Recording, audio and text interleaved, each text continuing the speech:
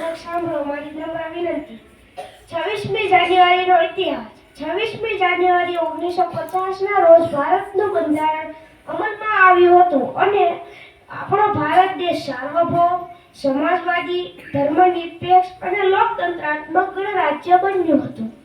અને આપણા ભારત દેશને 15 ઓગસ્ટ 1947ના રોજ સ્વતંત્રતા મળી હતી.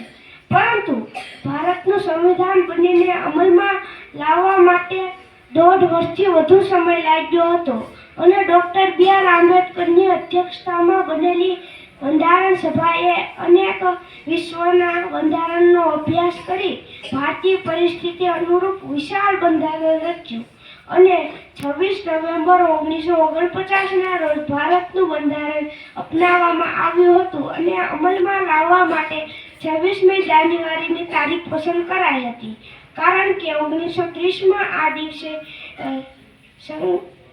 પૂર્ણ સ્વરાજ્યનો સંકલ્પ લેવાયો હતો. અસ્તુ. જય હિન્દ, જય ભારત.